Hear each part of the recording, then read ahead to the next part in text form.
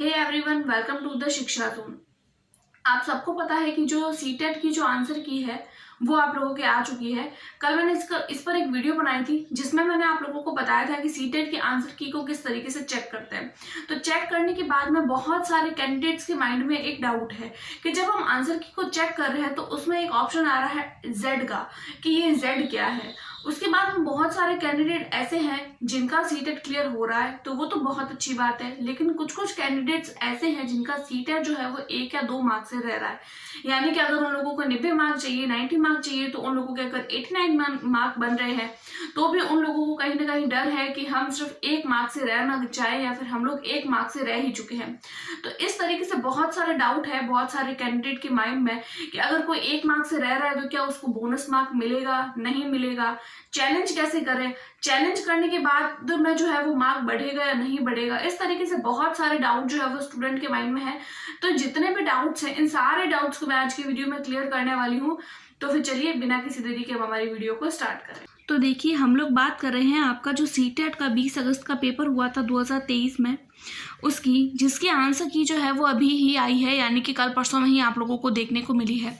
तो बहुत सारे कैंडिडेट बोल रहे हैं कि क्या आप लोगों को बोनस मार्क मिलेगा, बोनस मार्क मिलेगा या फिर नहीं मिलेगा, और अगर मिलेगा तो कितना मिलेगा, 1 नंबर, 2 नंबर, 3 नंबर, कितने मार्क मिलने वाले हैं। तो बहुत सारे डाउट्स हैं। तो बोनस मार्क मिलने से पहले मैं आप लोगों को एक बात क्लियर कर लूँ कि देखिए, अगर आप लोग जनरल कैटेगरी से हैं तो आपको लाने थे 90 नंबर, यानी कि अगर आप लोगों के 90 नंबर आए हैं, 90 नंबर आ रहे हैं, 90 मार्क बन रहे हैं, तो आप इस सीटेट के लिए क्वालिफाई हैं। तो आप लोगों को घबराने की जरूरत नहीं है। उसके अलावा अगर मैं बात करूँ ओबीसी, एससी और एसटी कैटेगरी से, तो आपको पासिंग मार्क लाने हैं 82 मार्क, यानी कि अब आपके अगर 82 मार्क है तो आप उस एग्जाम के लिए क्वालिफाई हैं, आपकी सीटेट क्लियर है। तो आप लोगों को घबराने की ज़रूरत नहीं है। आप नेक्स्ट किसी भी एग्जाम के लिए प्रिपरेशन आज से ही स्टार्ट कर सकते हैं।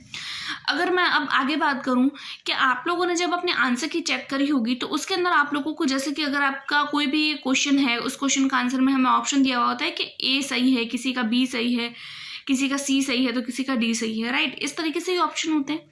लेकिन हम लोगों को आंसर की में एक चीज़ दिखाई दी है, वो है जेड। तो बहुत सारे कैंडिडेट के माइंड में भी यही सवाल आ रहा है कि ये जेड क्या है। तो देखिए, मैं आप लोगों को बता दूं कि जेड के लिए आप लोगों को घबराने की जरूरत नहीं है। ये हमारे लिए गुड न्यूज़ है।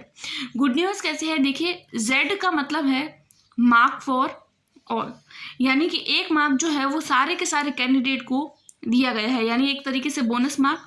तो यही समझिए कि आपको जो 1 मार्क है वो एज अ बोनस मार्क मिल चुका है। अगर किसी के, मान लीजिए, देखिए मैंने अभी आप लोगों को बताया कि एससी, एसटी, ओबीसी के लिए 82 मार्क होते हैं पासिंग मार्क। तो अगर आपके 81 मार्क बन रहे हैं, अगर आप लोगों के आंसर की चेक करने के बाद में, तो आप लोगों को 1 मार्क जेड का मिल गया, यानी मार्क फॉर ऑल 1 मार्क मिल गया, 1 मार्क ऐड हो गया, तो आपके 82 बन गए और आप हो गए पास। ठीक है। दूसरी अगर मैं बात करूं कि जनरल के लिए चाहिए हमें 90 मार्क, लेकिन आप लोगों ने अगर आंसर की में चेक किया है और आपके अगर 89 मार्क बन रहे हैं, तो जेड का 1 मार्क आपको भी मिल जाएगा, 1 मार्क मिल गया, आपके बन गए 90 और आप हो गए पास। लेकिन बहुत सारे कैंडिडेट ऐसे हैं जो ये चाहते हैं कि उनके जो है वो ज़्यादा कम मार्क बन रहे हैं, किसी के 79 बन रहे हैं, किसी के जो है वो 82, 90 मार्क चाहिए तो उसके 82 बन रहे हैं। तो उन लोगों के लिए दिक्कत हो रही है। और कुछ कुछ कैंडिडेट्स ऐसे हैं, उनके माइंड में ऐसे क्वेश्चन है कि हमारा जो है वो आंसर सही है, लेकिन बोर्ड ने जो है वो आंसर गलत जो है वो दे दिया है। तो वो क्या करना चाहते हैं, तो वो करना चाहते हैं इस आंसर की को चैलेंज, यानी उस क्वेश्चन को करना चाहते हैं ये चैलेंज। तो देखिए, अब इस चैलेंज को कैसे करेंगे, तो सबसे पहले तो मैं आप लोगों को बता दूं कि देखिए, चैलेंज करना कब है, तो देखिए 15 से लेकर 18 तारीख तक आपको चैलेंज करना है। आज हो चुकी है 17, यानी कि कल का आपको लास्ट डे है चैलेंज करना। देखिए, चैलेंज करने के लिए आपको सबसे पहले तो उसके लिए आपके पास में ऑथेंटिक सोर्स होना चाहिए। मान लीजिए आपका कोई भी क्वेश्चन है, आपको लगता है कि आपने सही जो है वो भरा है, लेकिन बोर्ड ने गलत कर लिया है उस आंसर को, तो आप उस क्वेश्चन को चैलेंज करने के लिए उसका कोई भी एक ऑथेंटिक सोर्स लाइए। देखिए, गाइड नहीं चलेगी, एनसीईआरटी बुक या फिर आपकी कोई भी स्टेट गवर्नमेंट की बुक जो आपके स्टेट में चलती है, या फिर कोई भी एक ऐसा ऑथेंटिक सोर्स जिसको बोर्ड जो है वो वैलिड करे। तो ऐसा एक सोर्स लाना है और उस आंसर को बताना है कि वो आंसर आपके सही है।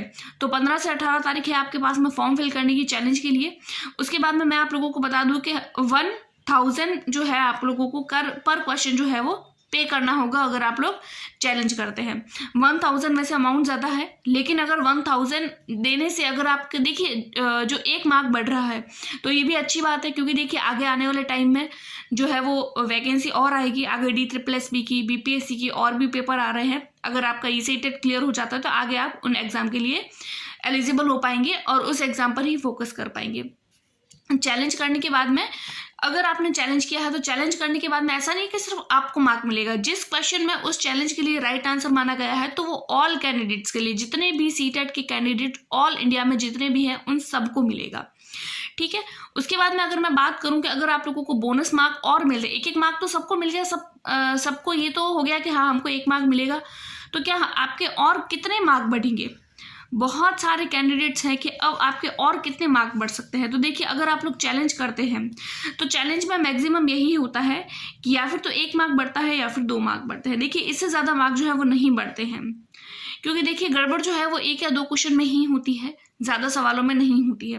तो चैलेंज करने के बाद में भी अगर किसी के आंसर जो है वो सही माने जाएंगे तो वो या तो 1 होगा या फिर 2 होगा। तो अगर आपको Z से एक 90 मार्क जो है, अगर आपके 89 मार्क बन रहे हैं, एक आपको Z से मिल गया तो आपके 90 हो गए।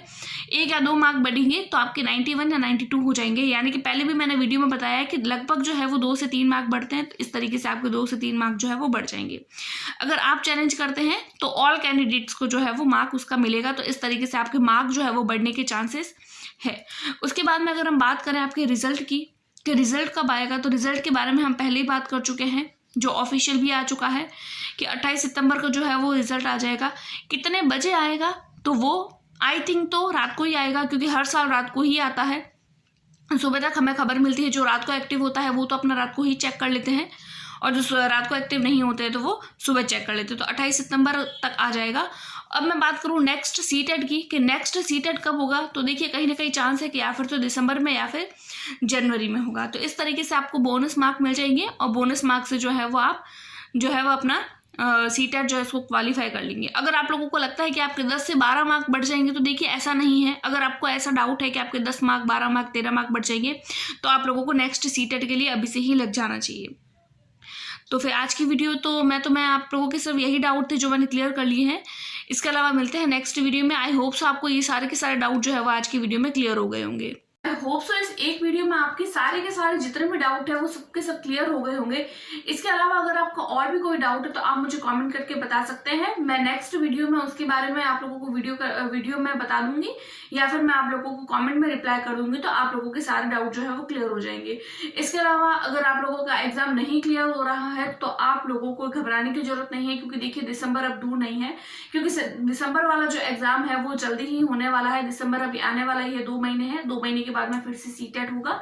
आप उसके लिए अच्छे से प्रिपेयर करिएगा, तो आप लोगों का आराम से जो है वो क्लियर हो जाएगा। तो मिलते हैं नेक्स्ट वीडियो में, तब तक के लिए टेक केयर, बाय बाय। और हाँ, वीडियो पसंद आई है तो please like, subscribe and share.